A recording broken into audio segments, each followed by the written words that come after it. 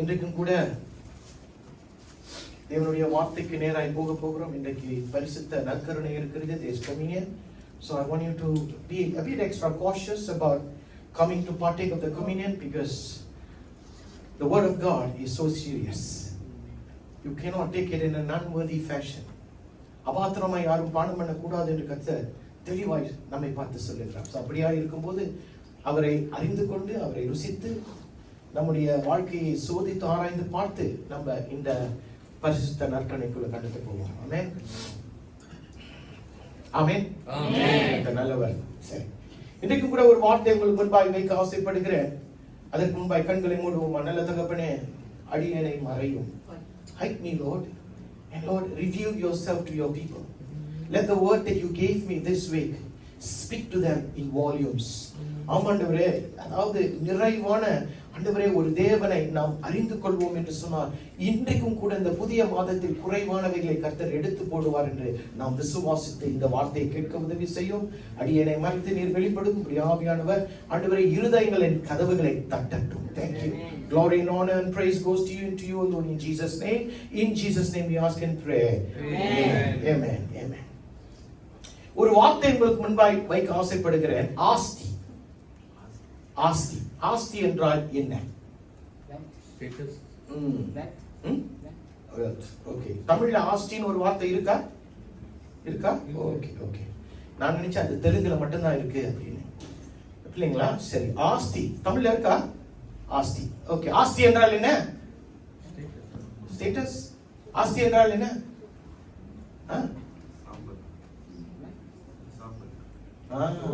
Okay, நீங்க அந்த ஆஸ்தியை பத்தி பேசிக்கிட்டு இருக்கீங்க. அதனாலதான் சொல்றேன், இந்த வார்த்தை தெலுங்குல மட்டும்தான் இருக்கு. தெலுங்குல மட்டும்தான் இருக்கு. தெலுங்குல ஆஸ்தி என்று சொன்னா it's wealth, or they call it property at times. செழிப்பு, அதை கூட சொல்லலாம் ஆஸ்தி என்று. ஆனால் இன்றைக்கு உலகத்துல வாழ்வதற்கு இந்த ஆஸ்தி அவசியமா இருக்கிறது, செழிப்பு அவசியமா இருக்கிறது. எனக்கு செழிப்பு வேணாம்னு சொல்றவங்க யாராச்சும் ப்ளீஸ் கையை தூக்கி காட்டுங்க, உங்களை நான் டெலிவரன்ஸ்குள்ள கொண்டு போகணும். யாராச்சும் இருக்கிறீங்களா? We need to be blessed. Am I right to say that in this world we need to be blessed? In the place that God has put us, we are called to be blessed.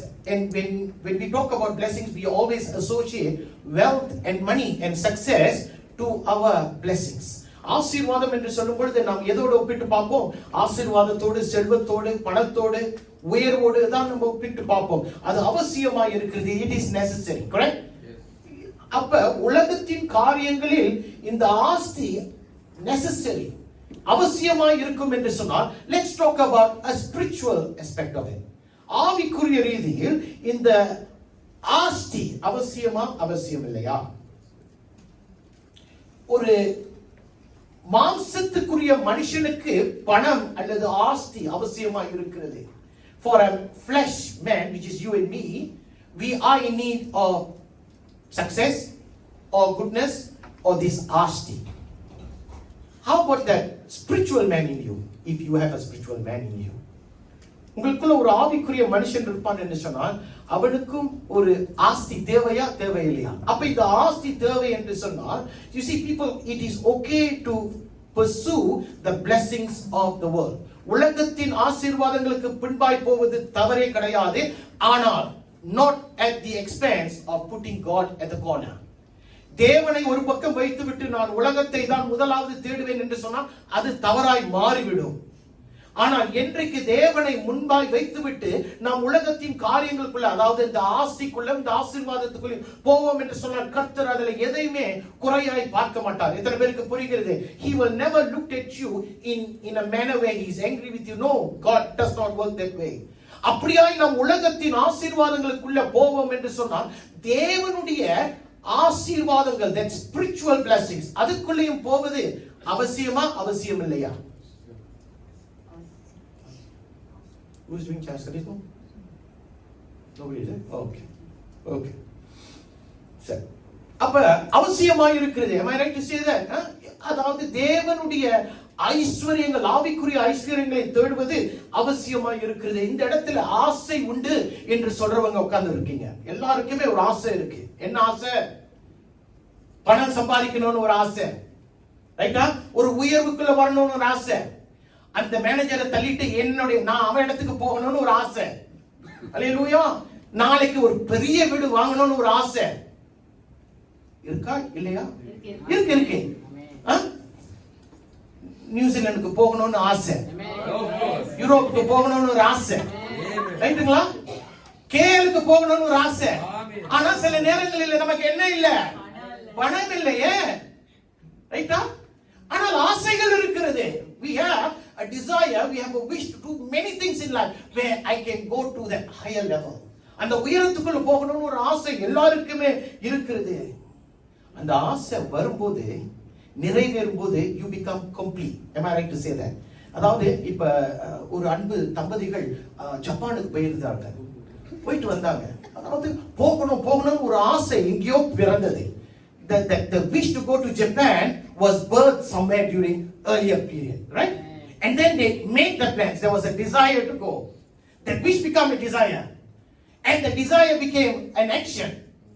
And the action, when it was completed, and they come back and just say, Japan is so good than Singapore, it became complete. ஒரு பூரணத்துக்குள்ள வந்து விட்டாங்க, correct? Their dreams became complete. But it's not true. Singapore, Japan. சரி, இப்ப நல்லா கேளுங்க. ஒரு ஆசை ஒரு பூரணத்துக்குள்ள வர வேண்டும் என்று சொன்னால் there are things that happens. That means a wish is born. The wish becomes a desire. The desire becomes a reality. The reality becomes complete. Right? தேவனுடைய காரியங்களிலும் அப்படிதான் இருக்க வேண்டும். Even in the kingdom of God, we are called to be like that. I think God does not like Sunday Christians. Do you know what I mean by Sunday Christians? That means வேதத்தை இந்த பைபிளை எடுத்து போய் பெட்டியில Sunday மத்தியானம் ஒரு 2 மணிக்கு போய் வைக்கிறோம். அடுத்து அந்த பைபிள் எப்ப வெளியாகும் சொல்லுங்க? அடுத்த சண்டே தான் வரும். இதுதான் ஞாயிற்றுக்கிழமைக்குரிய கிறிஸ்தவர்கள். That means you don't seek God any other days. You only seek God on a Sunday. இங்க வந்தா ஊழியம் என்ன அடாடாடாடா, அப்புறம் கை praise the Lord அப்படினுவோம். பாடும்போது கரங்களை தட்டுறோம் பாத்தீங்களா? ஒரு வருஷத்தோட கரத்தை ஒரு நாள்லயே தட்டிடுவோம். ஏன்னா ஞாயிற்றுக்கிழமை தானே. அந்த ஞாயிற்றுக்கிழமை கூட முழுமையா இல்லையா? எவ்வளவு நேரம்? 2.5 மணி நேரம் கொஞ்சம் அப்படி சில பேர் படங்களை காட்டிவிட்டு கடந்து போய் விடுகிறார்கள். ஆனால் அப்படிப்பட்டவர்கள், you must understand there is a change needed. ஒரு மாற்றம் தேவை. How many of you like changes? நல்ல மாற்றங்கள். We all like changes. I like changes. மாற்றங்கள் வர வேண்டும் என்பது அவசியம். மாற்றங்கள் வர வேண்டும் என்று சொன்னால் சில நேரங்களில் மாற்றக்கூடிய இடத்துக்கு we must allow ourselves. மாற்றம் வர வேண்டும் என்று சொன்னால் you want to change, then you have to. Let's just look at a working environment. வேலைக்கு போகும்போது you are not very equipped. நீ இப்பதான் புதுசா வந்திருக்க, அந்த வேலை கொஞ்சம் கடினமானது. உங்களை எங்க அனுப்புவாங்க? ட்ரெயினிங் அனுப்புவாங்க. ட்ரெயினிங் அனுப்பின பின்பு அப்பொழுதுதான் நீ அந்த இடத்துல வேலை செய்யக்கூடிய தரம் உள்ளவனாய் இருப்பான். Only when you go for a training and you are experienced in that certain area or that expertise, you become good. Until then you are an average person. But இன்றைக்கும் கூட ஒரு நடுத்தரத்தில் இருக்கிற தேவ பிள்ளையை கர்த்தர் விரும்புவது கிடையாது. ஆரம்பத்தில் எல்லாருமே கீழ இருந்து தான் ஆரம்பிக்கிறோம். 30 வருஷம் கழிச்சு ஆண்டவருடைய வருகை வரும்போது நான் அப்படியே கீழே இருப்பேன்னு சொன்னா something is wrong with us. நம்முடைய வாழ்க்கையில ஏதோ ஒரு கோளாறு ஒன்று உண்டு. அதே போல பயிற்சி, எப்படி உலகத்தின் காரியங்களில பயிற்சி, just like how training is so important in the world, நம்முடைய ஆவிக்குரிய வாழ்க்கையிலும் பயிற்சி அவசியமாக இருக்கிறது. 3 காரியங்கள் as usual. 3 காரியங்களை உங்களுக்கு முன்பாய் வைக்க ஆசைப்படுகிறேன். And this is important. In fact, இதை நான் ஆஸ்தி என்று சொல்லுவேன். ஆஸ்தி என்றால் என்ன? Wealth. நமக்கு ஆவிக்குரிய வாழ்க்கையில வாழ்வதற்கு अनेक காரியங்கள் தேவையா இருக்கிறது. But this 3, you have to include this 3, which is very, very, very important. If you include these 3, let me tell you something. You will not just be blessed, you will be a blessing. இந்த 3ஐயும் நீ வைத்துக் கொள்வீர், உன் வாழ்க்கையில வைத்துக் கொள்வீர் என்று சொன்னால் நீ ஆசீர்வதிக்கப்பட்டவனாய் இருக்க மாட்டாய், ஆசீர்வாதமாய் இருப்பாய். ஆபிரகாமை பார்த்து அப்படித்தான் ஆண்டவர் சொன்னார், உன்னை நான் பெரிய ஜாதியாக்குவேன், உன்னை ஆசீர்வதிப்பேன், உன் பேரை பெருமைப்படுத்துவேன், நீ ஆசீர்வாதமாய் இருப்பாய். That's what the Lord told Abraham. I will bless you, I will I will bless your name. I will make you into a big nation. You will be a blessing. And I always pray like that we will, or we must be a blessing to somebody. உலகத்துக்கே நம்ம ஆசீர்வாதமா இல்லாட்டி என் பக்கத்து வீட்டுக்காரனுக்கு நாச்ச நம்ம ஒரு ஆசீர்வாதமா இருக்கும். You need to be a blessing to the next door, at least to the next door neighbor. 3 காரியங்களை உங்களுக்கு முன்பாய் வைக்கப்பட போகிறது. அந்த 3 காரியங்களை கவனிக்கும்படி ஜெபிக்கிறேன். அதுக்கு முன்பாய் திருப்பிக் கொள்ளுங்களேன். ரோமர் 12ஆம் அதிகாரம் 2வது வசனம். Romans 12 verse 2 என்ன சொல்லுது? எல்லாரும் முதல்ல இருந்து படிங்க. 12:1 and 2. அப்படி இருக்க சகோதரரே, நீங்கள் உங்கள் சரீரங்களை பரிசுத்தமும் தேவனுக்கு பிரியமுமான ஜீவ பலியாக ஒப்பு கொடுக்க வேண்டும் என்று தேவனுடைய இரக்கங்களை முன்னிட்டு உங்களை வேண்டிக் கொள்கிறேன். போதும். ஆங்கிலத்தில் யாராச்சும்? And so, brothers and sisters, I plead with you to give your bodies to God because of all He has done for you. Let them be a living and a holy sacrifice, the kind He will find acceptable. The kind that He will find acceptable. அதாவது கர்த்தர் எதிர்பார்த்து விரும்புகிற ஒரு ஆராதனை ஒன்று உண்டு. There is a worship.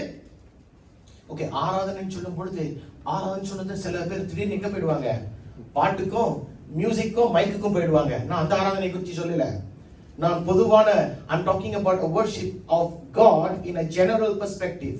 அப்படி என்று சொன்னால் இன்றைக்கு நீங்கள் 3 காரியங்கள் I want to put 3 A's before you. 3 what? A's. முதல் A என்ன என்று சொன்னால் அர்ப்பணிப்பு. சரி, அர்ப்பணிப்பு ஆங்கிலத்தில் எப்படி ஸ்டார்ட் பண்ணுவோம்? Starts with, if I want to write அர்ப்பணிப்பு in English, it starts with A. அட ஏக்கு பிறந்தவங்களா? ஏ கரெக்டா இல்லையா? அர்ப்பணிப்பு என்று சொன்னா நம்ம எப்படி ஸ்பெல் பண்ணுவோம்? AR. அப்ப I want to put 3 A's before you. முதல் காரியம் அர்ப்பணிப்பு. Yes, it's submission. The first A I want to put before you is submission. அர்ப்பணிப்பு. ஒரு தேவ பிள்ளை என்று சொல்லுகிற நாம், அதாவது ஒரு தேவனுடைய ஊழியத்தை செய்கிற நாம், அவரை அறிந்து இத்தனை வருஷம் வாழ்ந்து கொண்டிருக்கிற நாம், ஒரு காலத்துல கடைசியில உட்கார்ந்து இருக்கிறவங்க இன்றைக்கு நீ முன்னுக்கு உட்கார்ந்து இருக்கிற நான், அழைக்கப்பட்டோம் ஒரு நாள். எத்தனை பேருக்கு புரியுது? ஒரு நாள் நம்ம எல்லாருமே அழைக்கப்பட்டோம். அழைப்பு இல்லாமல் நாம் இன்னொரு அடுத்த கட்டத்துக்கு போக இயலாது. You can never go into the next level in God when you have not been called. But all of us have a calling. நம்முடைய வாழ்க்கை ஒவ்வொருவர் மத்தியிலும் ஒரு அழைப்பு இருக்கிறது. சில பேர் சொல்லுவாங்க அது மைக்க பிடிச்சாதான் நான் ஒரு அழைப்புக்குள் வந்திருக்கிறேன். கிடையாது. நீ ஒரு நாள் இதோ எப்படியோ அந்நிய ஒரு வாழ்க்கையை வாழ்ந்து கொண்டு இருந்தால் ஒரு நாள் கர்த்தர் உன்னை என்ன செய்தார்? அழைத்தார். Hallelujah. To know God is actually a calling. தேவனை நீ உண்மையாய் அறிந்து கொள்ள, அவரோடு உறவு வைத்துக் கொள்ள உனக்கு என்ன தேவை? ஒரு அழைப்பு தேவை. அந்த அழைப்பு வந்த பின்பு என்ன செய்யணும்? அர்ப்பணிக்கணும். இது பெரிய ஒரு சப்ஜெக்ட். நான் சுருக்கி உங்கள் மத்தியில சொல்ல ஆசைப்படுகிறேன். அதாவது உங்களால தேவனை நான் விரும்புகிறேன், தேவனுக்காக நான் வாழுகிறேன், தேவனுக்காக நான் ஊழியம் செய்ய வாஞ்சிக்கிறேன் என்று சொல்லுகிறவர்கள் அழைக்கப்பட வேண்டும். அழைக்கப்பட்ட பின்பு அடுத்து அவர்கள் என்ன செய்ய வேண்டும்? அர்ப்பணிக்க வேண்டும். ஏனென்றால் வேதத்தில் பார்க்கும்போது அநேகர் தங்களுடைய வாழ்க்கையை கர்த்தர் அழைத்தார் என்று அந்த வாழ்க்கையை அர்ப்பணித்தார்கள். கர்த்தர் அவர்களை தொடர்ந்து நடத்தினார். There were many people in the Bible who were called by God and who surrendered their lives, who submitted their life to God, and their lives were blessed. We know many people. உலகத்தில் அநேகரை நாம் அறிந்திருக்கிறோம். அவர்கள் தேவனால் அழைக்கப்பட்டார்கள். They left their jobs. Freddie Joseph உங்களுக்கு தெரியும், நல்ல என்னுடைய ஃப்ரெண்ட் தான் அவர் அமெரிக்கால he was a software engineer. He was working and he was making a lot of money. ஆனால் ஒரு நாள் கர்த்தர் அவரை அழைத்தார். அவர் எல்லாவற்றையும் போட்டுவிட்டு அந்த தேவனுடைய அழைப்புக்கு ஏற்ப ஒரு இவெஞ்சலிஸ்டாய் அவர் தன்னை அர்ப்பணித்தார். இதுவரை கர்த்தர் அவரை நடத்தி கொண்டு வருகிறார். Hallelujah. When you are called by God to a certain area, to a certain field, to a certain calling, you need to submit yourself to God. Why? ஏனென்றால் அர்ப்பணிக்கும் போதுதான் மாற்றம் வரும். When you are called, your change or your chances to change. God wants a change in our lives. கர்த்தர் நம்முடைய வாழ்க்கையில ஒரு மாற்றத்தை எதிர்பார்க்கிறார். அந்த மாற்றம் வர வேண்டும் என்று சொன்னால் you need to submit yourself to God. நீ அர்ப்பணித்தால் தான் கர்த்தருடைய உனக்கென்று வைத்திருக்கிற திட்டத்தின் மாற்றத்தை உன்னால் பார்க்க முடியும். சில நேரங்களில அழைக்கப்பட்ட நாம் அப்படியே தான் இருப்போம், போகவே மாட்டோம். ஒரு உதாரணத்தை சொல்றேன். If somebody wants to be a doctor, somebody wants to be a lawyer, and they have decided, and so the posting comes, okay, you are going to be a doctor or you're going to be a lawyer. அடுத்து அவர்கள் என்ன செய்யணும்? What are they supposed to do next? They have to pursue their dream, correct?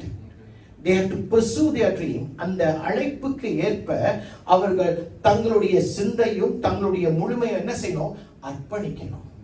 Only when you submit to that call to be a lawyer or a doctor would you be able to achieve your ambition. Correct? Let's just say, okay, I have submitted, I want to be a doctor, and I don't do anything about it. What was going to happen? Will you be a doctor? Will you be a lawyer? You can never be. Yes. You can just be a 6:30 person who wants to be a fake doctor or a fake lawyer. ஆனால் உண்மையாய் ஒரு மாற்றம் வர வேண்டும் என்று சொன்னால் நீ உன்னுடைய அழைப்புக்கு என்ன செய்யணும்? நீ உன்னை அர்ப்பணிக்க வேண்டும்.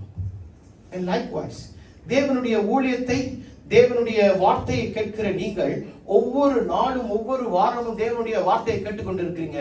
Are you allowing yourself to a change? ஒரு மாற்றத்துக்கு உங்களை நீங்கள் அனுமதிக்கிறீர்களா? You need to understand something. You need to understand something. Change is very important. மாற்றம் ரொம்ப ரொம்ப ரொம்ப அவசியம். இந்த நாளில் இருக்கிற நீங்கள் ஆண்டவருடைய வருகையின் போது இப்படியே இருப்பீர்கள் என்று சொன்னால் கர்த்தருடைய திட்டத்துக்கும் சித்தத்துக்கும் உங்களை நீங்கள் அர்ப்பணித்தவர்கள் இல்லை. ஏன் பாஸ்டர் நான் தான் சரியா இருக்கிறேன்? அப்படியா? அப்படி என்றால் பவுல் ஏன் அப்படிப்பட்ட ஒரு வார்த்தை எழுதுகிறார்? எல்லாம் கற்று அறிந்தவன் பவுல். கமாலியலின் பாதத்தில் அவர் கற்றுக்கொண்டவன். He was those days the so-called braggart, perfect Pharisee, perfect Jew. ஆனால் அவன் சொல்றான், கர்த்தரை அறிகிறதுல நான் ஒன்றுமே இல்லாதவன் என்று சொல்லுகிறான். நான் குப்பையா அப்படின்றான். இன்றைக்கு மாற்றம் வர வேண்டும் என்று சொன்னால் உங்களுடைய வாழ்க்கையில அர்ப்பணிப்பு அவசியம். யோசுவாவை பார்ப்போமே. There are many people in the Bible, many characters who can be an example for us. ஆனால் ஒரு சிலர் அழைக்கப்பட்டவர்கள் அழைப்பை ஏற்றுக்கொண்டு அர்ப்பணித்து அதற்கு பின்பு பின்வாங்கி போனார்கள். ஊசியா ராஜா, அவனுக்கும் ஒரு அழைப்பு இருந்தது. என்ன அழைப்பு? ராஜா. He was called to be a king. And after that he enjoyed God, but during that moment when pride took over, he left God. இன்றைக்கு யோசுவாவை பார்க்கும்போது, யோசுவாவை குறித்து எத்தனை பேருக்கு தெரியும்? நம்ம அந்த யோசுவாவை குறித்து பேசவில்லை. எந்த யோசுவாவை குறித்து பேசுகிறேன்? மோசேயுடைய வசனம் என்ன சொல்லுது? மோசேயுடைய பணிவிடைக்காரன். Correct? Joshua was a servant of the great leader called Moses. ஆனால் இப்போ மோசே மரித்து போய்விட்டான். அவர்கள் அங்கு யோர்தானுக்கு முன்பாய் துக்கித்துக் கொண்டிருக்கிறார்கள். Now the people, the Israelites were grieving the death of Moses, and then suddenly the call of God comes to who? நூனின் குமாரனாகிய யோசுவாவை பார்த்து ஆண்டவர் சொல்கிறார், இந்த ஜனத்தை நீ நடத்து. Remember, he was never handpicked, he was never put aside to be the next successor. அப்படியாய் வசனம் சொல்லவே இல்லை. அவன் பணிவிடைக்காரனாய் தான் 10 கட்டளைகளை சீனாய் மலையில மோசே எடுக்கும் போது அவனோடு கூட போனவன் பணிவிடைக்காரன். அந்த நேரத்தில் அவனை பார்த்து நீ தான் இதை நடத்த போக வேண்டும் என்று சொல்லவே இல்லை. ஆனால் என்றைக்கு அந்த அழைப்பு வந்ததோ அவன் தன்னை அர்ப்பணித்தான்.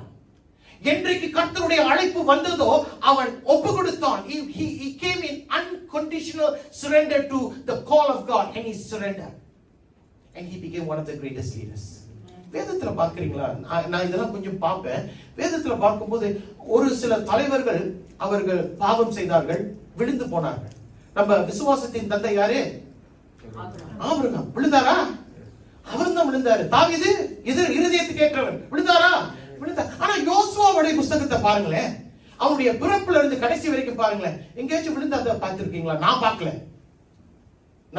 Have you seen? Let me know. ஒரே ஒரு தடவை இஸ்ரவேல் ஜனங்கள் அவர்கள் அந்த யுத்தத்தில் விழுந்து போனார்கள், தோத்து போனார்கள். There was only one time the Israelites fell. They were defeated. Why? That was not Joshua's reason. யாருடைய தவறு? அச்சான் என்று சொல்லுகிற அவனுடைய தவறு நிமித்தம் இஸ்ரவேல் ஜனங்கள் விழுந்து போனார்கள். இன்னைக்கு அழைக்கப்பட்டோம் என்று சொன்னால் முழுக்க முழுக்க அர்ப்பணிக்கிறோம். புரியுதுங்களா? முழுக்க முழுக்க அர்ப்பணிக்கணும்னா பாஸ்டர் வேலையை விட்டுறவா, ஃபுல் டைம் வரவா, என்னுடைய இடத்தை இப்ப நான் கொடுக்க முடியாது, மன்னித்து விடுங்க. அதாவது இருக்கிற இடத்துல கர்த்தர் உன்னை ஒரு சுவிசேஷ ஊழியனாய் கர்த்தர் உன்னை அழைப்பார் என்று சொன்னால் அதற்கு நீங்க அர்ப்பணிக்கணும். எத்தனை பேருக்கு தெரியும்? Everyone has been called to be an evangelist. A time will come when your call will change. Maybe God calls you to become a pastor. God will call you to become a missionary. You will have to go. But until then, you and everyone, we are supposed to do the job of an evangelist. What is the job of an evangelist? Spreading the word. சுவிசேஷனுடைய பணி என்ன? சுவிசேஷத்தை சொல்லணுமே. எத்தனை பேர் சொல்றோம்? பக்கத்து வீட்டுக்காரட்டே சொல்றது இல்லையே. சரி, நம்மள்ட்ட அந்த அந்த அந்த முன்னுக்கு இருக்கிற கண்ணாடியை பார்த்து நம்ம சொல்றோமா கர்த்தர் உன்னை நேசிக்கிறான்னு சொல்றோமா? இல்லையே. அப்புறம் ஏன் கேட்டா பிஸி பாஸ்டர், பிஸி. பிரியமானவர்களே, இன்றைக்கு உனக்கும் எனக்கும் ஒரு அழைப்பு இருக்கிறது. அந்த அழைப்புக்கு நம்ம அர்ப்பணிக்க வேண்டும். உன்னுடைய அழைப்பு வேற, என்னுடைய அழைப்பு வேற, அவளுடைய அழைப்பு வேற, அவர்களுடைய அழைப்பு வேற. Everyone has a specific calling, but each calling will differ from one another. It will differ. ஆனால் அந்த அழைப்புக்கு அர்ப்பணிக்கும் போதுதான் உங்களுடைய அழைப்புக்கு அந்த அந்த அந்த அடிப்படை அந்த அடிப்படை அழைப்புக்கு நீங்க உண்மையா இருக்க முடியும். சில பேர் பார்த்திருக்கீங்கன்னா அவர்கள் அழைக்கப்படுவார்கள், தம்மை முழுக்க முழுக்க ஒப்பு கொடுக்க மாட்டார்கள். சவுலை பார்ப்போமே, தாவீதுடைய முன்னாள் ராஜா, இஸ்ரவேலர்களுடைய முன்னாள் ராஜா. Was he called? Yes, he was called. God called him. கர்த்தர் அவனை அழைத்தார். அதுக்கப்புறம் அவன் முழுக்க முழுக்க தேவனுக்கும் தேவனுடைய ஊழியக்காரனுக்கும் அவன் என்ன செய்யல? ஒப்பு கொடுக்கவில்லை. அதனாலதான் நடுவில் அவன் விழுந்து போனான். People, when God calls you, I want you to make sure that your journey ends with God. Because many of us, or rather many of others, have not finished the race. What race am I talking about? The race of life. வாழ்க்கை என்ற பயணத்தை நாம் எங்கு தேவனோடு ஆரம்பிக்கிறோமோ எப்படி முடிக்கணும்? தேவனோடு தான் முடிக்க வேண்டும். அல்லேலூயா. இன்றைக்கு நம்ம சொல்லலாம், sometimes we all wonder, why is my ministry not up to the mark? Why is my calling not up to what God wants me to? Well, I want to ask you, சில நேரங்களில நம்மையே நம்ம கேட்கணும், ஏன் ஆண்டவரே என்னுடைய ஊழியம் ஒரு வளர்ச்சிக்குள்ள வரல? ஏன் ஆண்டவரே என்னுடைய ஊழியம் மத்தவனை தாக்க மாட்டேது? ஏன் ஆண்டவரே என்னை பார்த்து ஜனங்கள் வந்து நீ யார் என்று கேட்க மாட்டாங்கன்னு சொல்லும்போது சில நேரங்களில நீங்க உங்களையே கேட்டுக்கொள்ளணும், நான் அழைக்கப்பட்டவன், நான் என்னை முழுக்க முழுக்க அர்ப்பணித்திருக்கிறேன். You need to ask yourself, I have been called. Hallelujah. I've been called, but have I submitted myself fully to God? Is there anybody? ஆண்டவராகிய இயேசு கிறிஸ்துவை கெத்செமனே தோட்டத்தில் பார்ப்போமே. Let's picture the Lord Jesus Christ at the Garden of Gethsemane. What happens? He was called to be the sacrifice. நமக்காக பலியாக பரலோகத்திலிருந்து பூமிக்கு வந்த ஒரு மனுஷகுமாரனாய் ஆண்டவராகிய இயேசு காணப்படுகிறார். ஆனால் என்ன நடக்கிறது? அந்த இடத்துல கர்த்தர் கொஞ்ச நேரம் பயப்படுறார். கரெக்டா? அவர் தேவகுமாரன் தான், ஆனால் இப்ப பூமியில மனிதகுமாரனாக இருக்கிறார். பயப்படுறாரு சொன்னா யாராச்சும் ஏத்துக்குவீங்களா, ஏத்துக்க மாட்டீங்களா? சொல்லுங்க. தேவகுமாருக்கு பயப்பட முடியுமா? ஓகே, இந்த வசனம் ஒன்று இருக்கு. No time for that. வசனம் சொல்லுது, ஆண்டவரே உங்களுடைய சித்தமானால் இந்த பாத்திரத்தை என்னிடத்திலிருந்து எடுத்து போடும். எதனால சொல்லியிருப்பான்னு நினைக்கிறீங்க? யோசிச்சு பாருங்க. அவருடைய வியர்வை எப்படி வந்ததாம்? ரத்தமாய் வந்ததாம். அழைக்கப்படுவோம் என்று சொன்னால் கடைசி வரைக்கும் நம்ம முழுக்க முழுக்க அர்ப்பணிக்கணும். ஏன் தெரியுமா? அவர் அர்ப்பணித்தார். அதனாலதான் அவருடைய நாமம் எல்லா நாமத்துக்கும் மேலான ஒரு நாமம். பிரியமானவர்களே, இன்றைக்கு நானும் நீங்களும் ஆசீர்வாதத்துக்காக இந்த உலகத்துல வாழ்ந்து கொண்டு இருக்கிறோம், தப்பே கிடையாது. ஆனா உங்களுடைய அழைப்புல நீங்கள் முதலாவது உண்மையா இருக்கணும், முழுக்க அர்ப்பணிக்கணும். எனக்கு வேலை இவ்வளவா இருக்கிறது, என்னுடைய குடும்ப பொறுப்பு இவ்வளவா இருக்கிறது, I have so much responsibilities, I cannot commit to God so much, pastor, like what you are asking. So how much can you commit? I can commit only on Sunday 2 hours. Something is wrong with you. Something is wrong with you. அர்ப்பணிப்பு ரொம்ப அவசியமாக இருக்கிறது பிரியமானவர்களே. ஏன் தெரியுமா? அதுதான் உன்னை மாற்றத்துக்குள் கொண்டு போகும், அதுதான் உன்னை உயரத்துக்குள் கொண்டு போகும். Only your submission to God will bring you to a next level, will bring a change to you, will let you enjoy the miracles of God in your life. இதற்கு ஆமென் சொல்லுவீங்க. அப்ப முதல் காரியம் என்னுடைய ஆசீர்வாதம். அதாவது நான் முதலாவது என்ன சொன்னேன், எது அவசியம்? அதாவது ஆஸ்தி. என்னுடைய முதல் ஆஸ்தி என்னன்னு சொன்னேன்? அர்ப்பணிப்பு. முதல் ஆஸ்தி சொத்து எனக்கு அர்ப்பணிப்பு தேவை. ஏனென்றால் நான் அர்ப்பணிக்கும் போது கர்த்தர் என்னை ஆசீர்வதிக்கிறவராக இருக்கிறார். ஆசீர்வதிக்கிறவர் மட்டுமில்லை, என்னை உயரத்துக்குள் கொண்டு போகிறார். உயரத்துக்கு கொண்டு போவர் மட்டுமில்லை, என்னை மாற்றத்துக்குள் கொண்டு போகிறார். மாற்றம் இன்றைக்கு அநேகருக்கு தேவை. எத்தனை பேர் ஆமென் சொல்வீங்க? ஆமென். மாற்றம் தேவை. We cannot be where we are and expect God to bless us. When God calls us to say come over, we have to cross over. கர்த்தர் நம்மை அழைக்கும் போது வா, தாண்டி வா என்று சொல்லும் பொழுது நம்ம தாண்டணும். நம்ம தான் பயந்துகிட்டு இருக்கிறோமே. கர்த்தர் இன்றைக்கு அப்படிப்பட்டவர்கள் தான் பேசிக்கிட்டு இருக்கிறார். இன்றைக்கு உன்னை நான் அழைத்திருப்பேன் என்று சொன்னா நீ முழுக்க அர்ப்பணிக்கணும். அதனாலதான் உன்னுடைய வாழ்க்கையில நீ நிறைவை பார்க்க முடியாமல் இருக்கிறார். காது உள்ளவர் என்ன செய்யணும்? கேட்கணும். இரண்டாவது காரியம், இரண்டாவது ஒரு ஆஸ்தி என்னவென்று சொன்னால் அபிஷேகம். ஏன் இதை நான் சொல்லுகிறேன் தெரியாது. ஆண்டவர் எனக்கு கொடுத்த 3 காரியங்களை உங்களுக்கு முன்பாய் வைக்கிறேன். இந்த ஏப்ரல் மாதத்துல இதை நாம் சோதித்து ஆராய்ந்து பார்க்க வேண்டும். You need to submit yourself to God, and number 2, you need anointing. அபிஷேகம். Okay, let me ask you.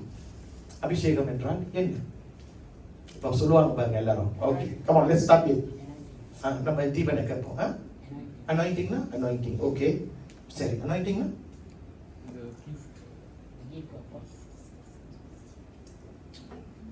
அது வரங்கள். gift of the வரங்கள். Okay, come on, next, let's try. அபிஷேகம் என்றால் என்ன? ஏன் தெரியுமா? We all sit down here, we all think we all know the word அபிஷேகம். We all think we know the word anointing. So let me ask you, what is anointing? phone பாத்தியாப்பா? Okay, presence of God. Okay, presence of God. Empowerment. Okay, empowerment of the Holy Spirit. Okay, கொடுங்க. But let me put you in your right place. What is anointing? இப்ப அவங்க சொன்னாங்க power of God. அப்போஸ்தலர் 1:8 என்ன சொல்லுது? பரிசுத்த ஆவி என் மீது வரும்போது பலனடைவேன். ஆங்கிலத்தில் என்ன சொல்லுது? When the power of God comes upon me, I will receive power. ரைட்டுங்களா? Power. The word is power.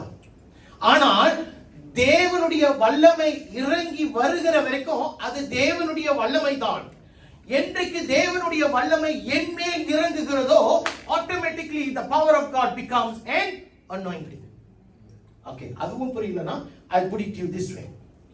What I cannot do in my flesh, God does on behalf of me. Is this clear? Amen.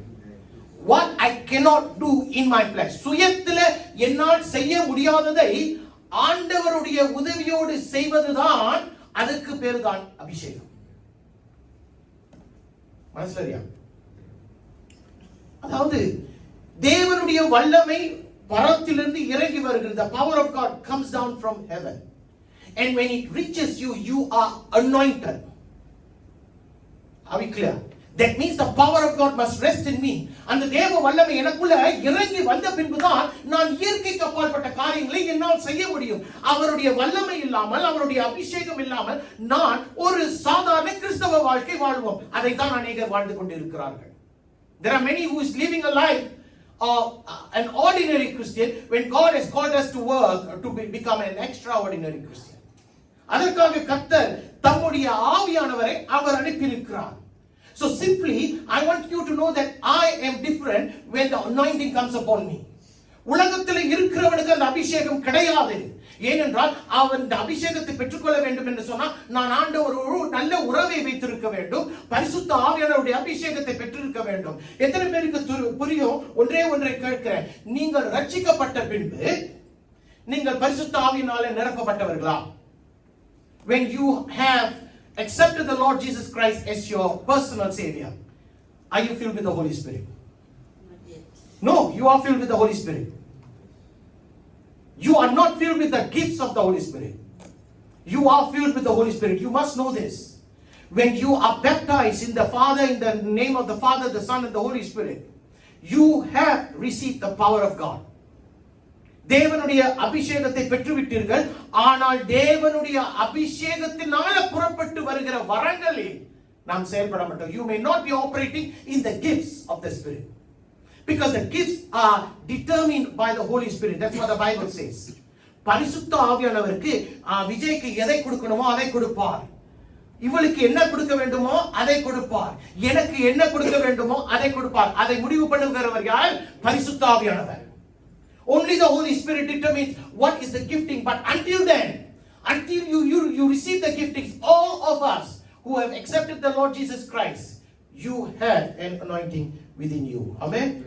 பாருங்க, அந்த அபிஷேகம், அதாவது தேவனுடைய வல்லமை என் மேல் இறங்கும் போது நான் நிரப்பப்படுகிறேன். பாத்தீங்களா? அந்த நிரப்பப்பட்ட நேரத்தில் தான் நான் இயற்கைக்கு அப்பாற்பட்ட காரியங்களும் இதோ இயற்கைக்கு அப்பாற்பட்ட செயல்களையும் என்னால் செயல்பட முடியும். For example, ஆப்பிரிக்கால பார்க்கும்போது ரெய்ன்ஹார்ட் பொங்கே, யாருக்கு தெரியும் ரெய்ன்ஹார்ட் பொங்கே? அவரை எல்லாருக்குமே, உலகத்தில் இருக்கிற எல்லாருக்குமே தெரியும். And he did miracles and wonders like no man else. வேறு யாருமே செய்ய முடியாத அற்புதங்களையும் அடையாளங்களையும் யார் செய்தார்? ரெய்ன்ஹார்ட் பொங்கே செய்தார். ரெய்ன்ஹார்ட் பொங்கே யார் செஞ்சாரு? புரியுதுங்களா? அவர் ரெய்ன்ஹார்ட் பொங்கே கரத்தை கொண்டு ஆண்டவர் செய்கிறார். எப்பொழுது செய்கிறார் தெரியுமா? அவர் கர்த்தருக்கு காத்திருக்கும் போது, அந்த அபிஷேகத்தில் நனைந்திருக்கும் போது, அந்த அபிஷேகத்தின் வரங்களில் அவர் செயல்படும் போது, then miracles and wonders starts to happen.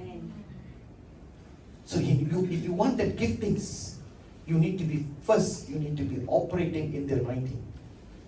வரங்களில் செயல்பட வேண்டும் என்று சொன்னால் அபிஷேகத்தில் நாம் நிரப்பப்பட வேண்டும். அபிஷேகத்தில் நிரப்பப்படாமல் நாம் எதையுமே செயல்பட முடியாது.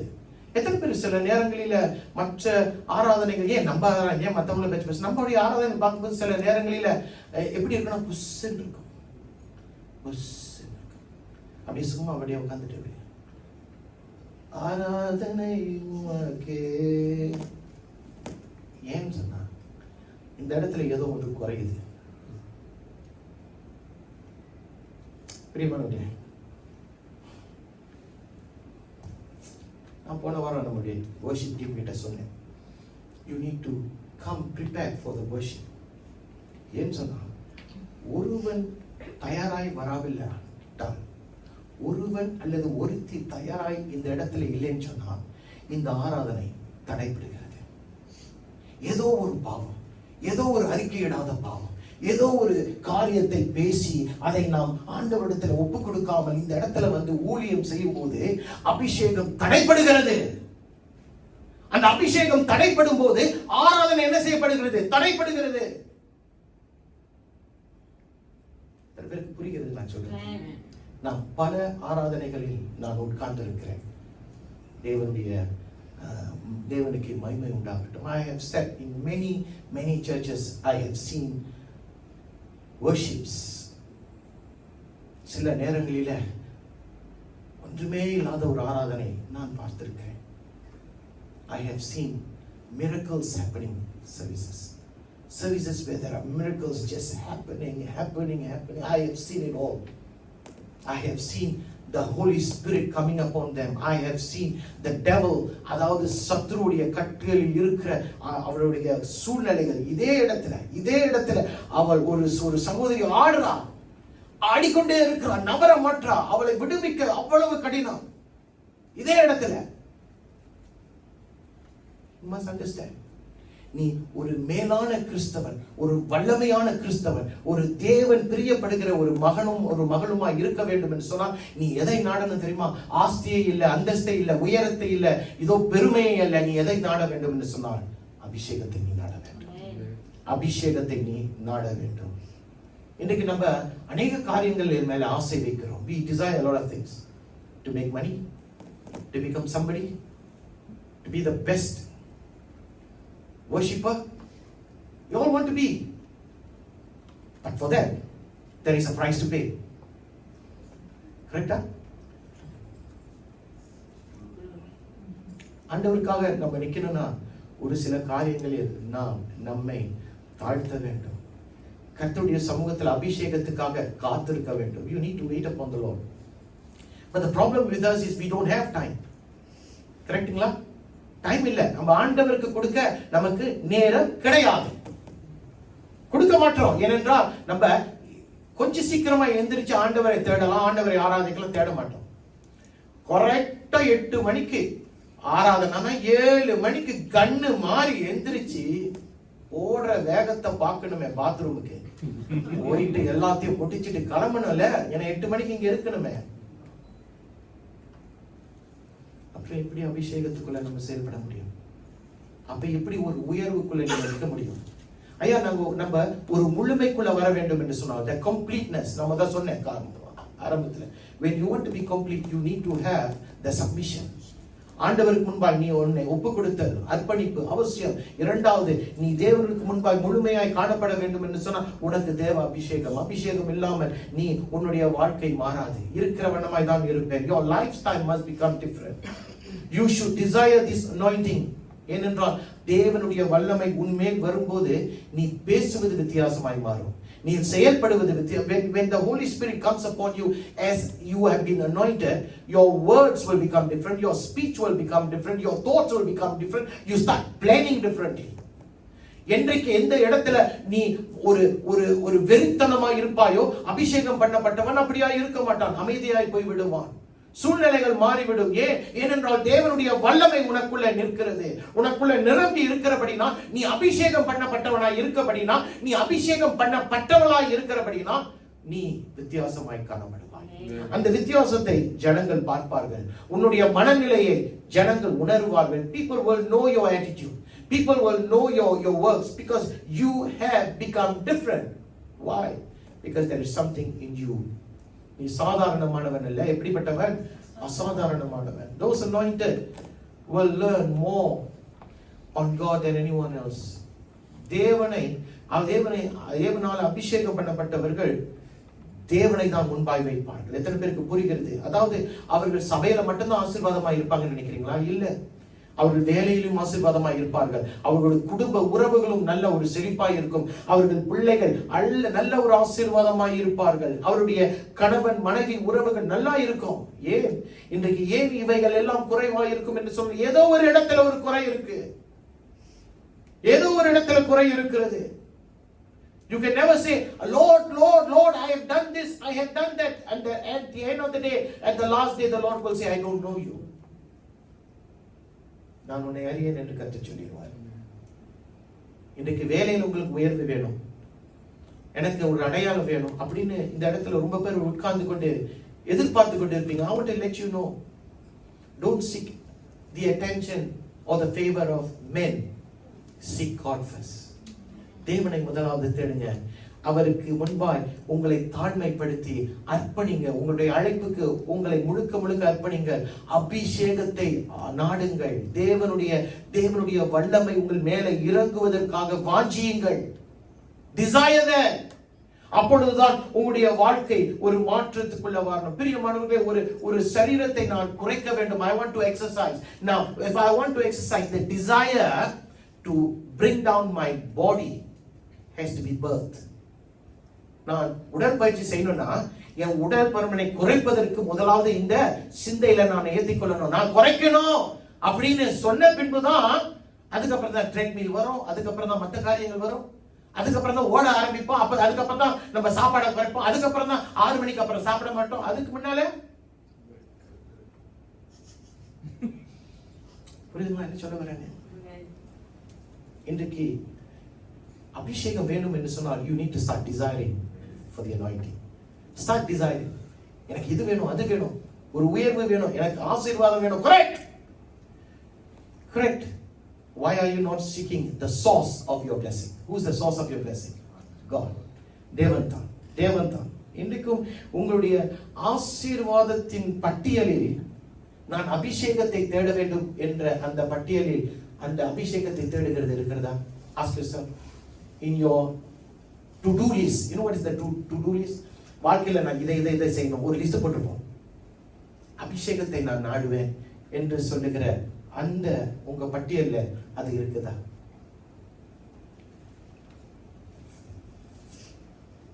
அப்படி இல்லைன்னு சொன்னா அதை நாம் இன்றைக்கு இங்கே ஏற்றுக்கொள்ள வேண்டும். You need to plant this inside and start desiring anointing. அப்பொழுதுதான் உன்னுடைய ஆசீர்வாதங்களையும் உன்னுடைய முழுமையையும் நீ பார்க்க முடியும். அபிஷேகம் என்னை என்ன செய்ய வைக்கும்? எனக்கு அபிஷேகம் வேணும், சரி பாஸ்டர், அபிஷேகம் என்னை என்ன செய்யும்? உன்னுடைய பழைய மனுஷனை மாற்றும். நீ தவறான முடிவுகள் எடுப்பாய் அல்லவா, இப்ப சரியான முடிவுகளை எடுப்பாய்.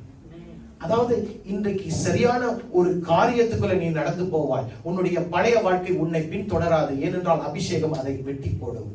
அல்லேலூயா.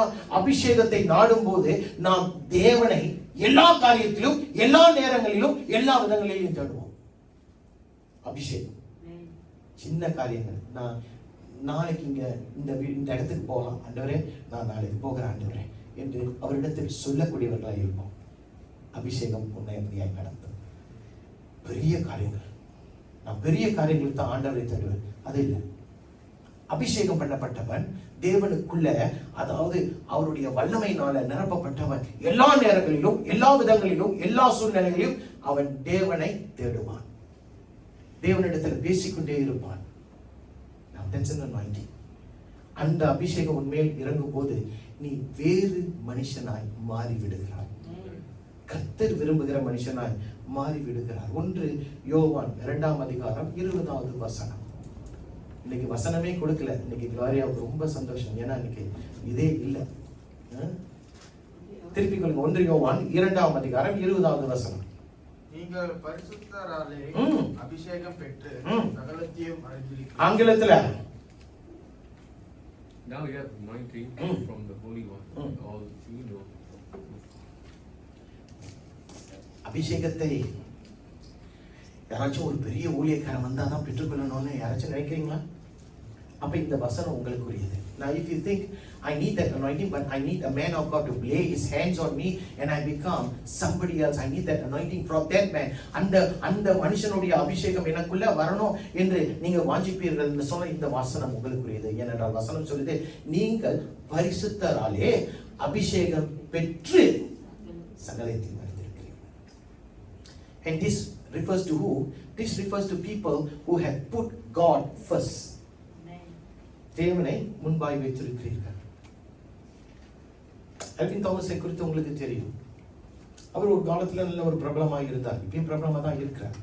ஒரு காலத்துல நான் அப்போ போதகராக இல்லை, நான் வொர்ஷிப் லீடராக இருக்கும்போது அவர் என்னுடைய பழைய சபைக்கு வருவார். வந்து ஆராதனையெல்லாம் பார்த்துட்டு அவர்கிட்ட நான் போய் ஒரு வாட்டி ப்ரேயர் பண்ணேன். அப்போ ஒரு 20 வருஷம் இருக்கும், 25 வருஷம் இருக்கும். ப்ரேயர் பண்ணேன். என்னையா வேணும்னு கேட்டாரு. பாஸ்டர் உங்களுடைய அபிஷேகம் எனக்கு வேணும்னு. அவர் கேட்டாரு, நீங்க தெரிஞ்சுதான் கேட்குறியா அப்படின்னாரு. ஐயா நீங்க தெரிஞ்சுதான் கேட்குறீங்களா அப்படின்னு. ஏன்னா அந்த டைம்ல 20 வருஷத்துக்கு முன்பாக இருக்கிற இன்றைக்கு இருக்கிற அந்த அனுபவம், இன்றைக்கு இருக்கிற அந்த தேவனுக்குரிய ஞானம் அன்றைக்கு எனக்கு இல்லை. அவர் சொல்றாரு, என்னுடைய அபிஷேகம் உனக்கு வராது, நீ தேவனிடத்துல அபிஷேகத்தை பாருங்க. The anointing is different, the giftings are different. You must understand that. ஆண்டவருடைய வரங்கள் வித்தியாசம், ஆண்டவருடைய அபிஷேகம் வித்தியாசம். அவர் அபிஷேகம் பண்ணப்பட்டவர், ஆனால் அவர் வரங்களில் செயல்படுகிறார். I wanted to be an anointed worship leader like him. And he prayed like that. அவர் மட்டும் இல்ல, பிரபலமான ஊழியக்காரர்கள் எனக்காக ஜெபித்தார்கள் ஒரு நாள். அந்த விதை விதைக்கப்பட்டது. அந்த அழைப்புக்கு நான் என்னை அர்ப்பணித்தேன். இன்றைக்கு இருக்கிற வண்ணமாய் இருக்கிறேன். எத்தனை பேர் ஆமென் சொல்லுவீங்க? You need to understand. when you are called, you need to surrender, you need to submit.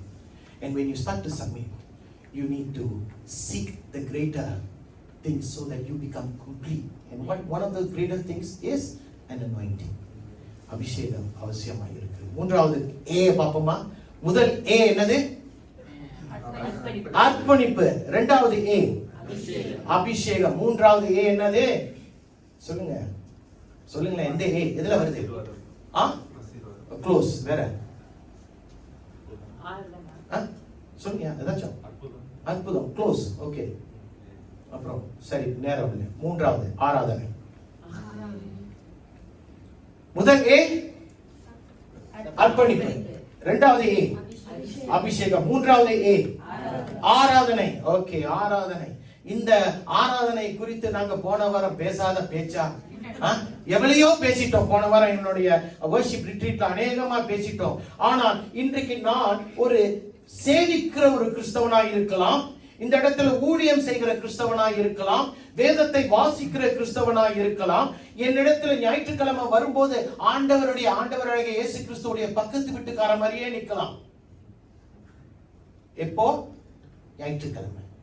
ஆனால் இந்த ஞாயிற்றுக்கிழமையை தவிர மற்ற நாட்களில் from Monday to Saturday, Sunday I am like the neighbor of our Lord and Savior Jesus Christ. Why? I do the great things of God. I come to church, I serve, I put a tag saying that I am the usher, welcome அப்படினு சொல்றோம், எல்லாம் செய்றோம். And that is only exclusively for Sundays. Okay, let's go from Monday to Saturday. If you are a Christian or a child of God who worships God on Sunday wholeheartedly, or it appears to be like wholeheartedly, பார்க்கும்போது ஆடாடாடா இப்படிப்பட்ட ஒரு ஆராதனை நாயகன் தாப்பா எனக்கு தேவை அப்படின்னு சொல்றது மாதிரியே இருக்கும். அதுக்கப்புறம் போனதுக்கு அப்புறம் திங்கள்ல இருந்து சனிக்கிழமை வரைக்கும் உன்னுடைய வாழ்க்கையில ஒரு படி ஆராதனைக்குரிய காரியம் இல்லை என்று சொன்னால் நீ ஆராதனைக்குரியவனா? சொல்லுங்க. இந்த முக்காவாசியுடைய வாழ்க்கையில் இன்றைக்கு அதுதான் நடக்குது. 2.5 மணி நேரம் இங்க வந்து தேவனுடைய பிரசன்னத்துல நனைகிறோம். அதற்கு அப்புறம் என்னுடைய வாழ்க்கை அடுத்த கட்டம் என்ன செய்யுது? From Monday to Saturday, where are we? Do I spend that moment, a little bit of moment, worshiping God? Only then you have an identity called you are a worshipper. ஆராதனைக்குரியவன் என்ற ஒரு அடையாளம் எப்போ இருக்கும் சொன்னா உன்னுடைய வாழ்க்கை முழுமையாய் you find time to worship God. போன வாரம் நான் 4 காரியங்களை வைத்தேன். அதில் ஒரு காரியத்தை I want to put before you. நீ உன்னுடைய ஆராதனை கர்த்தருக்கு பிரியமாய் இருக்க வேண்டும் என்று சொன்னால் நீ ரட்சிக்கப்பட வேண்டும் என்று நான் சொன்னேன். You need to be born again for you to make sure that your worship is pleasing before God. I mentioned that as my first point. ஏனென்றால் கர்த்தருக்குள்ள உண்மையாய் இல்லாதவன் ஆராதிக்க தெரியாமல் இருக்கலாம், அவன் ஆராதிக்கிற விதத்தை கர்த்தர் அங்கீகரிக்காமல் இருக்கலாம். ஆனால் கர்த்தரை அறிந்து, when you know God, when you have an encounter with God, you know what pleases God. You know how to worship God. You know that this kind of worship pleases God and God is delighted with you. இன்றைக்கு அப்படிப்பட்ட ஒரு நேரத்தை நீ கர்த்தருக்கு கொடுக்காமல் இருப்பாய் என்று சொன்னால் you are a questionable character. உன்னுடைய வாழ்க்கையில ஒரு கேள்விக்குறியோடு தான் நீ வாழுகிறாய். நல்லா யோசிச்சு பாருங்க. இன்றைக்கு ஞாயிற்றுக்கிழமை ஆண்டவரே நீர்தான் எல்லாம் என்று சொல்லுகிறது ஒரு காரியம். திங்கள் இருந்து சனிக்கிழமை வரைக்கும் இந்த வாய் மூடிக்கொண்டு உலகத்தின் காரியங்களை பார்த்து கொண்டு இருக்கும் சொன்னா நீ வேற ஒரு மனுஷன். எத்தனை பேர் அப்படி இருக்கீங்க? கரங்களை தூக்கி காட்டுங்கன்னு சொன்னா எனக்கு பயமா இருக்கு. எனக்கு பயமா இருக்கு. எத்தனை பேர் நான் தான் பாஸ்டர் அப்படின்னு தைரியமா எனக்கு தெரியும். You cannot be a worshipper only on the day of the Lord. You are called to be a worshipper. You may not have the luxury of what I have. I spend 2 hours, 3 hours. It's different.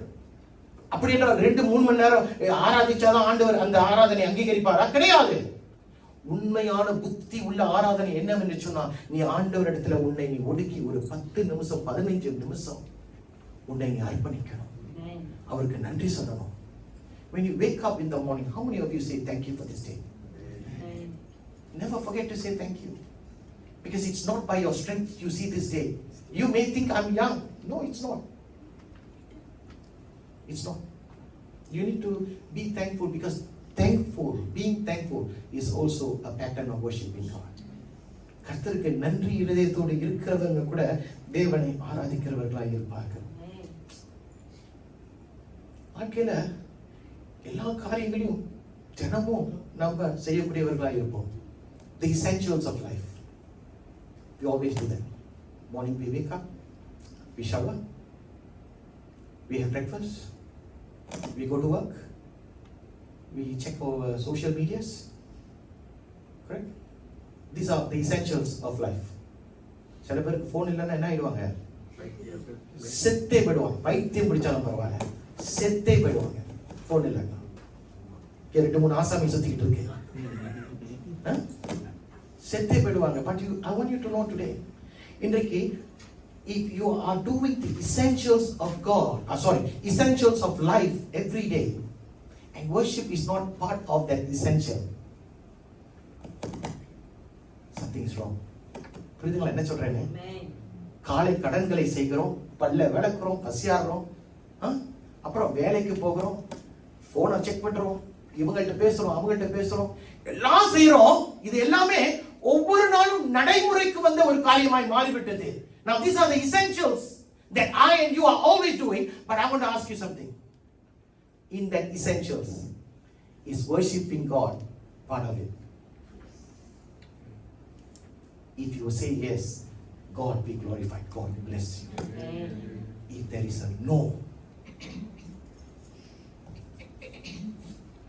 that means God is not primary in your life. Correct? If you don't have time for God, that means you don't have time to submit. When you don't have time for God, if you don't have time to submit, then you are not anointed. Please correct me if I'm wrong. Because an anointed person will be only desiring the things of God. அபிஷேகம் பண்ணப்பட்டவன் தேவனுடைய காரியங்களும் தேவனுக்காக நிற்கிறவனுமாய் இருப்பான். எதுவா இருந்தாலும் தேவன் தான் முதன்மை என்று சொல்லுவான். அபிஷேகம் பண்ணவன் ஆராதிக்கிறவனாய் இருப்பான். ஐயா, please don't come and tell me that I have an anointing but I have no time to worship. You are not anointed. Please don't come and tell me I have what it takes but I have no time to worship God. No. Oh வாழ்க்கை வித்தியாசமாய் போய்விடும். If you don't worship God but you stand up to do the many things that you are doing each day, can I ask you something? Do you think you are worshiping that? தேவனை நீ ஆராதிக்கவில்லை, ஆனால் ஒவ்வொரு நாளும் நீ உன்னுடைய மற்ற காரியங்களுக்குள்ள கடந்து போகிறாயே, நீ அந்த காரியங்களில் ஏதேனும் ஒன்றை நீ ஆராதிக்கிறவனாய் இருக்கிறாயா?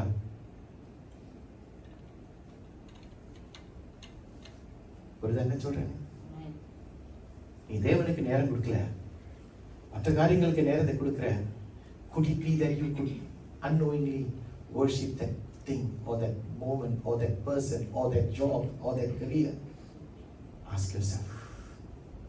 யார்கிட்ட பேசிக்கிட்டு இருக்கிறேன்? எனக்கு நேரம் இல்லை பாஸ்டர் என்று சொல்றவங்கள்ட்ட பேசிக்கிட்டு இருக்கேன். யார்கிட்ட பேசிக்கிட்டு இருக்கேன்? பிஸி பாஸ்டர் என்று சொல்லுகிறவங்கள்ட்ட பேசிக்கிட்டு இருக்கேன். யார்கிட்ட பேசிக்கிட்டு இருக்கிறேன்? தம்முடைய வேதத்தை கொஞ்ச நேரம் ஒரு 5 நிமிஷம் 10 நிமிஷம் படிக்காதவர்கள்ட்ட பேசிக்கிட்டு இருக்கிறேன். யார்கிட்ட பேசிக்கிட்டு இருக்கிறேன்? ஒரு 10 நிமிஷம் 15 நிமிஷம் உங்களுடைய முழங்காலில் முழங்கி ஆண்டவரை நோக்கி ஜெபிக்க முடியாதவங்கள்ட்ட பேசிக்கிட்டு இருக்கிறேன். I'm not speaking to all, I'm speaking to some. I'm speaking to some who have no time for prayer. I'm speaking to some who don't have time to read the Bible. I'm speaking to some who don't take time to worship Him. I'm speaking to some who don't want to submit to God. I'm speaking to that people. இவர்கள் எங்கே போகிறார்கள்? Where are these people heading?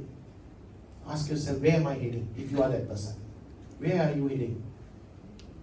எங்க தம்மா போறீங்க?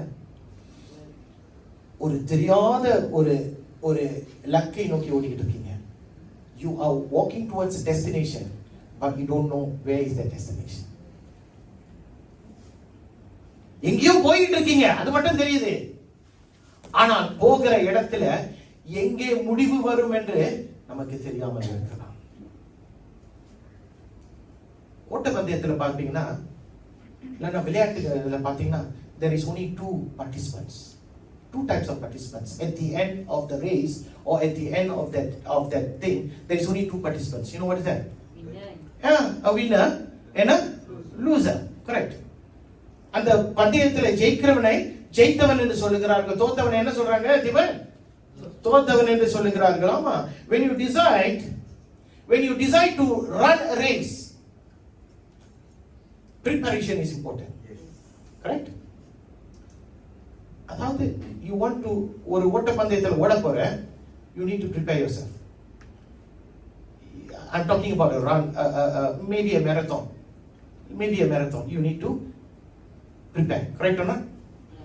ஆயத்தம் இல்லாம marathon ஓட முடியுமா? முடியாது. அப்ப ஆயத்தம் தேவை. ஆயத்தத்தை நான் எதோடு ஒப்பிட்டு பேசுகிறேன் தெரியுமா? அர்ப்பணிப்போடு ஒப்பிட்டு பேசுகிறேன். I am putting submission as preparation. புரியுங்களா? வாழ்க்கையில நம்ம எல்லாரும் ஓடிக்கிட்டு இருக்கோம். We are all running the race of life. How many of you know that? We are running the race of life. Now you need to prepare that race. அந்த பயணத்துக்கு, அந்த ஓட்ட பந்தயத்துக்கு நீ உன்னை ஆயத்தப்படுத்த வேண்டும். நான் உன்னை அர்ப்பணிக்க சொல்லுகிறேனே, அந்த அர்ப்பணிப்பு உன்னுடைய ஆயத்தத்துக்கு ஒப்பாய் இருக்கிறது. எத்தனை பேருக்கு புரிகிறது? இப்ப அந்த மேரத்தான்ல நான் ஓடுக முடிவு பண்ணிட்டேன். நான் ஃபிட்டா இருக்கணும். அப்ப ஃபிட்டா இருக்கணும்னா ஒரு 10 பர்கர்,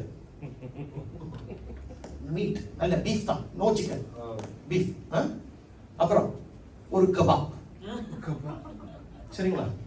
ஒரு மத்தியானத்துல ஒரு லைட்டா ஒரு 10 முட்டை வச்ச ஒரு நாசிலமா. ஓகே, இவன் மேரத்தான்ல ஆரம்பிக்க முடியுமா? இப்படிப்பட்டவன் அங்கே செத்தே போயிடுவான்.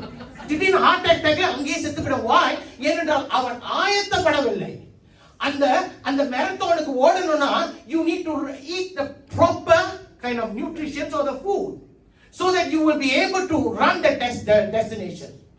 அந்த ஓட்டத்தை ஓடணும், சரியான உணவை நம்ம உண்ண வேண்டும், சரியான அந்த குடிக்கிற காரியங்களை நம்ம குடிக்க வேண்டும், வைட்டமின்ஸ், மினரல்ஸ், இதெல்லாம் நம்ம செய்வோம். இதை நான் எதோடு ஒப்பிட்டு பார்க்கிறேன்?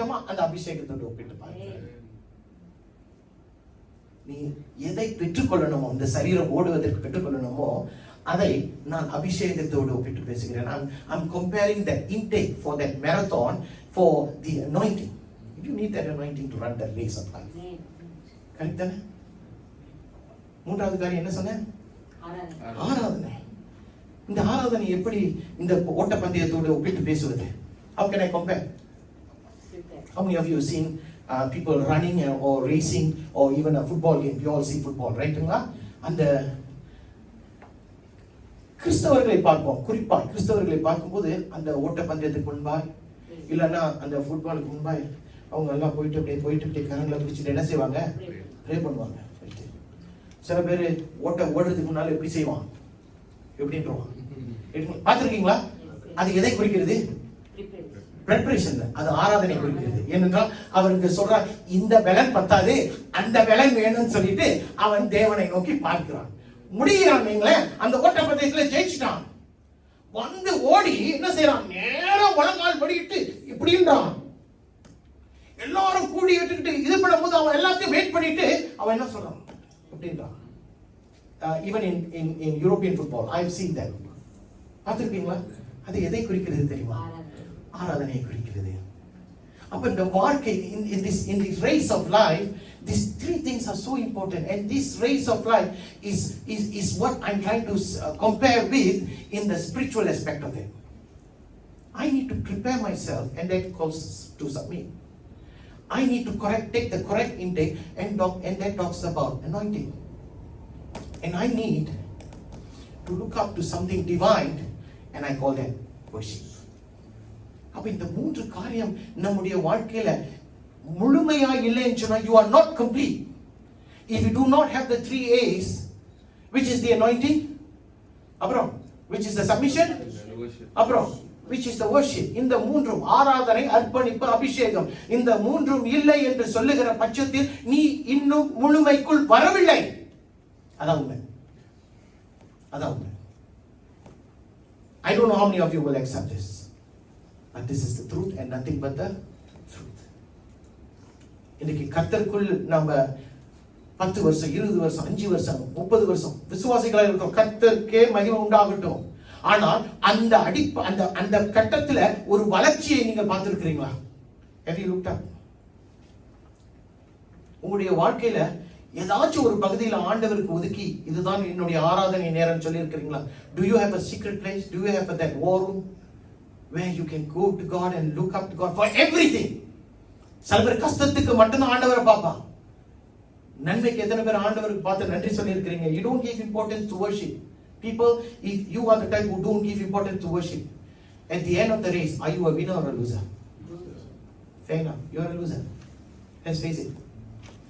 உங்க வாழ்க்கையில அபிஷேகம் இல்ல, உங்களுடைய வாழ்க்கையில அர்ப்பணிப்பு இல்ல, உங்களுடைய வாழ்க்கையில ஆராதனை இல்லைன்னு சொன்னா வாழ்க்கையின் ஓட்டத்துல கடைசியில நீங்க ஜெயித்தவர்கள் அல்ல, ஆனால் தோற்றுக்கொண்டவர்கள்.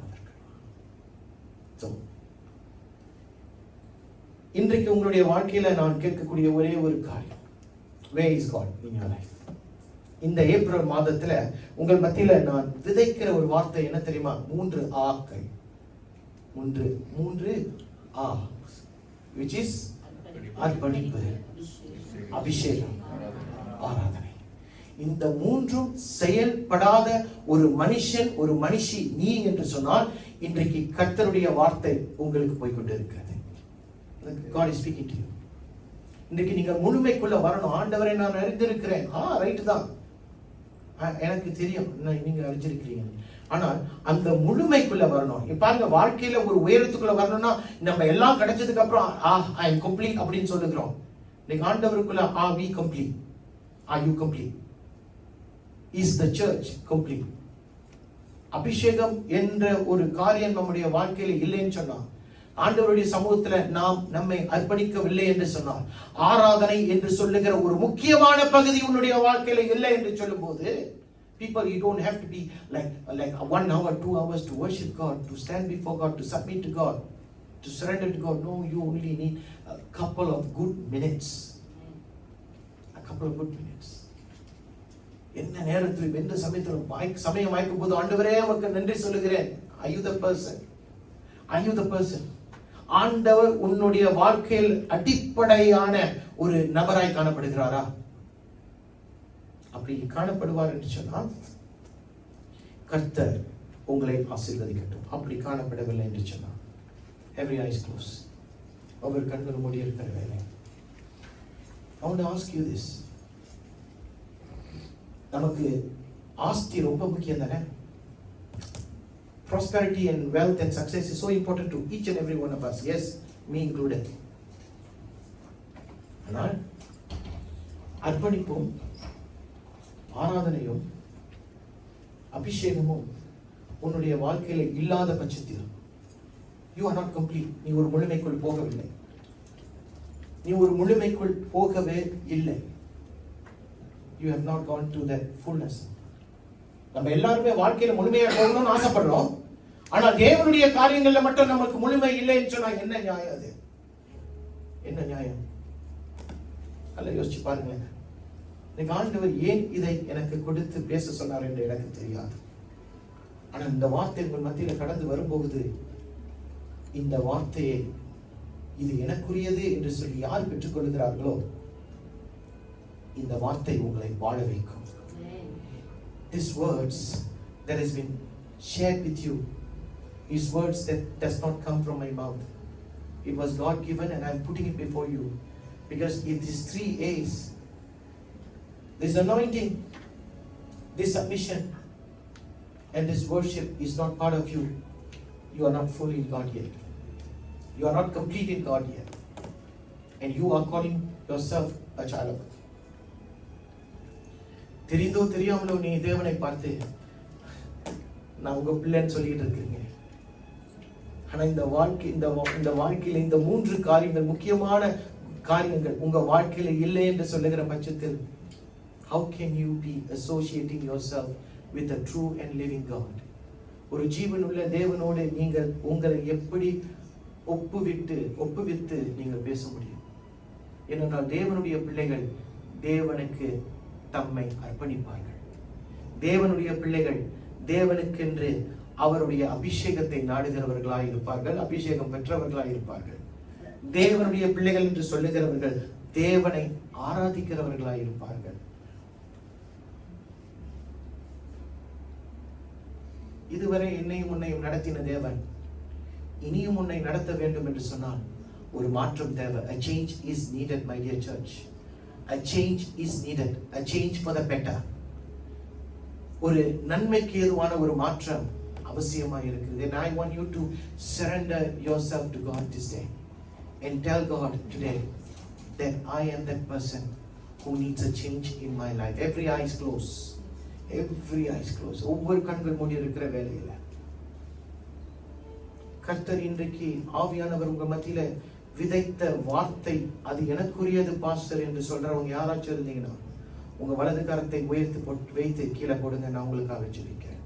கர்த்தர் உங்களை ஆசீர்வதிக்கட்டும். கர்த்தர் உங்களை ஆசீர்வதிக்கட்டும். கர்த்தர் உங்களை ஆசீர்வதிக்கட்டும். கர்த்தர் உங்களை ஆசீர்வதிக்கட்டும். கர்த்தர் உங்களை ஆசீர்வதிக்கட்டும். எஸ் லார்ட், எனக்கு மாற்றம் வேணும்பா. இன்னைக்கு நான் ஆசீர்வாதத்தை நாடி போகிறேன், ஆனால் ஆசீர்வாதத்தின் காரணரை நான் மறந்து நிற்கிறேன். என்ன நியாயம்பா? என் வாழ்க்கையை நான் உடைய சமூகத்தில் அர்ப்பணிக்கிறேன் என்று சொல்லுகிறவர்களை தகப்பனே இன்றைக்கு ஒரு விசை நீர் பாரும். அவருடைய அறியாமையை மன்னியும். அவருடைய வேகமாய் ஓடுகிற வாழ்க்கை, that fast paced environment that they are in today sometimes compels them to move on and to put you aside. But I am praying today that Lord, you will strengthen your people here. அவர்களை பலப்படுத்தும். அவர்கள் உமக்கென்று நேரத்தை கொடுக்கட்டும். உம்மை ஆராதிக்கட்டும். ஆண்டவரே, காலையில கொஞ்ச நேரம் உம்முடைய பாடல்களை கேட்கும் போது அந்த பாடல்கள் எங்களை பலப்படுத்துகிறது அல்லவா? அப்படிப்பட்ட ஒரு பலனுக்குள்ள போகணும்னா அவர்கள் உண்மை ஆராதிக்கிறவர்களா இருக்கணும். கர்த்தரை உண்மையாய் ருசித்து பார்க்கணும்னா தங்களை தாழ்த்தணும்பா, தங்களை அர்ப்பணிக்கணும்பா. தங்களை அர்ப்பணிக்கும் போது ஆண்டவரே கிருபை அவர்கள் மேல அதிகமாய் ஊற்றப்படுகிறது. அந்த அழைப்புக்கு பாத்திரங்களாய் இருக்கிறார்கள். அப்பா, அது மட்டும் இல்லப்பா ஆண்டவரே, அபிஷேகத்தின் மழையில அவர்கள் நனைக்கப்படணும். I want them to be drenched wet in the anointing of God that comes upon us. பரிசுத்த தேவ பிரசன்னம் இப்போ உங்களுடைய பிள்ளைகள் கேட்டார்களே, அப்பா எனக்கு வேணும், எனக்கு வேணும். I want to surrender. I want to surrender. If you are those person, I'm telling you today, God is going to bring that change in the month of April for you. உங்களுடைய வாழ்க்கையில அந்த மாற்றத்தை கொண்டு வருவார். But I do not want you to lift up